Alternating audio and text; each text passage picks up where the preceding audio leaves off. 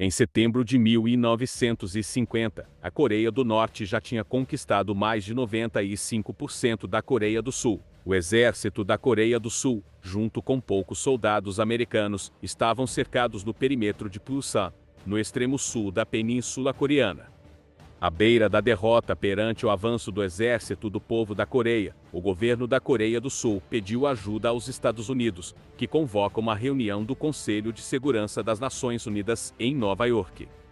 Dos 5 membros permanentes do Conselho de Segurança, Estados Unidos da América, República da China, Reino Unido, República da França e a União das Repúblicas Socialistas Soviéticas, apenas a União Soviética se recusou a participar da reunião do Conselho.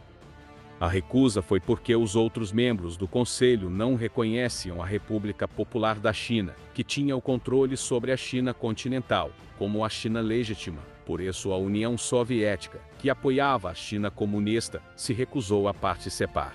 Os Estados Unidos, junto com seus aliados, se aproveitaram da situação para aprovar a Resolução 83 das Nações Unidas.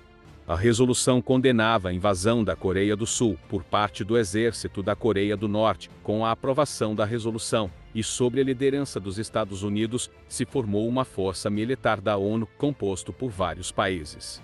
Estados Unidos, França, Austrália, Nova Zelândia, Canadá, entre outros países enviaram soldados para a Coreia do Sul. Lideradas pelo general americano Douglas MacArthur, a Operação Cromita se inicia.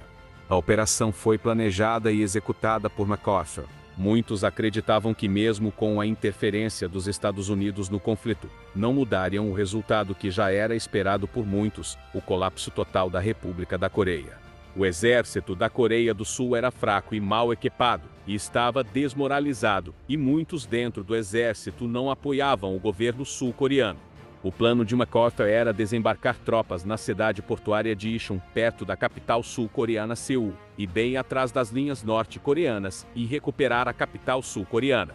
A ideia de desembarcar forças da ONU em Incheon foi pensada por General MacArthur depois que ele visitou o campo de batalha coreano em 29 de junho de 1950, 4 dias após o início da guerra. MacArthur pensou que o exército norte-coreano empurraria o exército sul-coreano para muito além de Seul. Ele decidiu que os sul-coreanos maltratados, desmoralizados e subequipados não poderiam conter os avanços do exército do povo da Coreia, mesmo com reforços americanos. MacArthur sentiu que poderia mudar a maré se fizesse um movimento decisivo de tropas atrás das linhas inimigas. Ele esperava que um desembarque perto de Incheon permitisse cortar as linhas de suprimentos e de tropas do exército do povo da Coreia, e destruir aquele exército como uma força de combate útil, vencendo assim a guerra. Para realizar uma operação anfíbia tão grande, MacArthur solicitou o uso de forças expedicionárias do Corpo de Fuzileiros Navais dos Estados Unidos, tendo-se familiarizado com sua capacidade de integrar operações anfíbias no Pacífico durante a Segunda Guerra Mundial.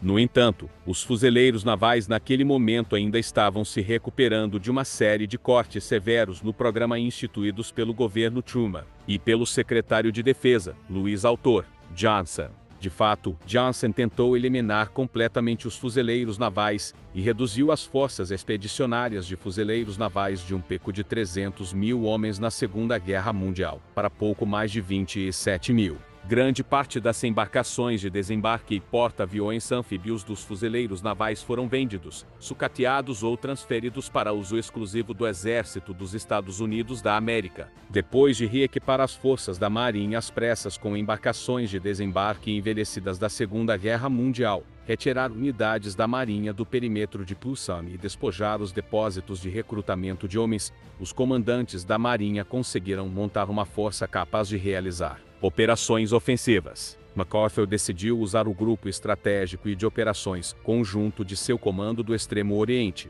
O plano inicial foi recebido com ceticismo pelos outros generais, porque as defesas naturais e artificiais de Incheon eram formidáveis. As abordagens para Incheon eram 2 passagens restritas, Flying Fish e Incheon Channels, que poderiam ser facilmente bloqueadas por minas. A corrente dos canais também era perigosamente rápida de 3 a 8 nós. Finalmente, o ancoradouro era pequeno e o porto cercado por altos paredões. O comandante O.I.G. Capps observou: elaboramos uma lista de todas as deficiências naturais e geográficas e Incheon tinha todas elas. Apesar desses obstáculos, em setembro, MacArthur emitiu um plano revisado de ataque a Incheon, Plano 100B, codinome Operação Krumita. Um briefing liderado pelo almirante James Doyle concluiu que o melhor que posso dizer é que Incheon não é impossível. Os oficiais no briefing passaram grande parte do tempo perguntando sobre locais de pouso alternativos, como Kunsan. MacArthur passou 45 minutos após o briefing, explicando suas razões para escolher Incheon.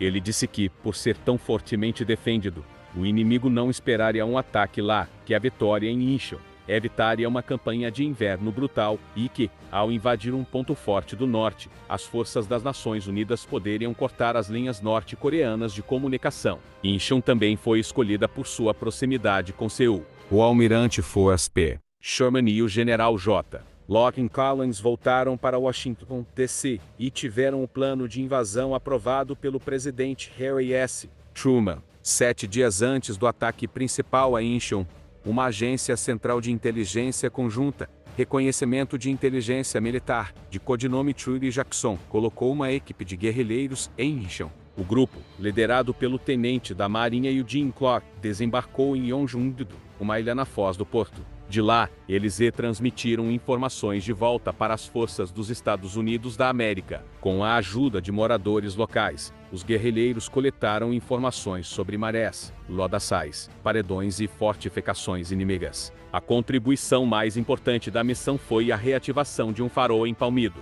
Quando os norte-coreanos descobriram que os agentes aliados haviam entrado na península, enviaram uma embarcação de ataque com 16 soldados de infantaria. Eugene Clark montou uma metralhadora em uma sampana e afundou o barco de ataque. Em resposta, os norte-coreanos mataram até 50 pessoas por ajudar Clark. Uma série de exercícios e testes foram realizados em outros lugares da costa da Coreia, onde as condições eram semelhantes a Incheon, antes da invasão real. Esses exercícios foram usados para aperfeiçoar o tempo e o desempenho da embarcação de desembarque. À medida que os grupos de desembarque se aproximavam, cruzadores e destroyers de várias marinhas das Nações Unidas bombardeavam o Mido e verificavam se havia minas no Flying Fish Channel. As primeiras forças canadenses entraram na Guerra da Coreia, quando o HMCS Cayuga, o HMCS Athabascan e o HMCS Sioux bombardearam a costa. A Fast Carrier Force voou em missões de cobertura, interdição e ataque ao solo. The Destroyer Squadron Nine, liderado pelo SS Mansfield, navegou pelo Canal Oriental e no porto de Incheon, onde disparou contra as posições de armas inimigas. Os ataques alertaram os norte-coreanos de que um desembarque pode ser iminente. O oficial norte-coreano em Ulmido garantiu a seus superiores que jogaria o inimigo de volta ao março. A flotilha de navios que desembarcou durante a batalha foi comandada por Arthur Dewey Struble, especialista em guerra anfíbia. Struble participou de operações anfíbias durante a Segunda Guerra Mundial, incluindo a Batalha de Leyte e a Batalha da Normândia. Às 6h30 da manhã de 15 de setembro de 1950, os elementos principais do ultrassonografia X-Corps atingiram Green Beach, no lado norte da ilha Olmedo. A força de desembarque consistia no 3º Batalhão de Fuzileiros Navais do 5º Batalhão e 9 tanques M20 e 6 Pershing do 1º Batalhão de Tanques. Um tanque estava equipado com um lança-chamas, e outros 2 tinham lâminas de trator.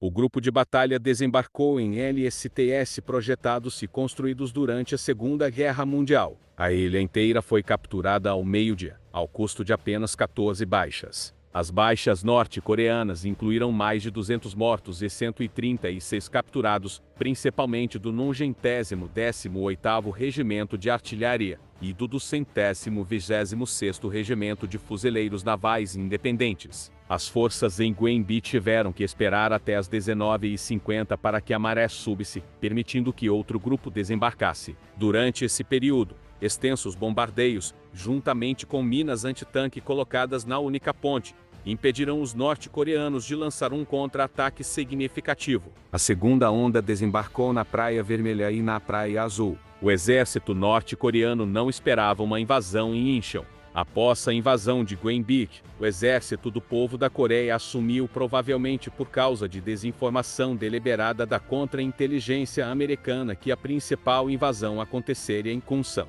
Como resultado, apenas uma pequena força foi desviada para Incheon. Mesmo essas forças chegaram tarde demais, e chegaram depois que as forças das Nações Unidas tomaram as praias Azul e Vermelha. As tropas já estacionadas em Incheon foram enfraquecidas pelos guerrilheiros de KOG, e os bombardeios com napalm destruíram os principais depósitos de munição. No total, 261 navios participaram. As forças de Red Beach, compostas pelo regimental Combat 5, usaram escadas para escalar os paredões. Depois de neutralizar as defesas norte-coreanas, eles abrirão a ponte para o Omido, permitindo que os tanques de Gyeongbuk entrassem na batalha. As forças de Red Beach sofreram 8 mortos e 28 feridos. Sob o comando do coronel Louis Chase Power, o desembarque do 1º Regimento de Fuzileiros Navais em Blue Beach estava significativamente ao sul das outras duas praias e chegou à costa por último. À medida que se aproximavam da costa, o fogo combinado de várias posições de armas do Exército do Povo da Coreia afundou um LST. Tiros de destroyers e bombardeios silenciaram as defesas norte-coreanas. Quando eles finalmente chegaram, as forças norte-coreanas em Incheon já haviam se rendido. Então as forças de Blue Beach sofreram poucas baixas e encontraram pouca oposição. O 1º Regimento de Fuzileiros Navais passou grande parte de seu tempo fortalecendo a cabeça de praia e preparando-se para a invasão do interior. A batalha começou no dia 15 de setembro de 1950 e terminou no dia 28 de setembro. O desembarque em Incheon, tido como desembarque impossível, se tornou possível graças à genialidade de Douglas MacArthur. A Operação Cromita, também chamada de a Batalha de Incheon, reverteu a maré da guerra, que até então favoreciam os norte-coreanos. A batalha reverteu a ocupação quase total da Península Coreana pelo Exército do Povo da Coreia, o que abriu caminho até Seul.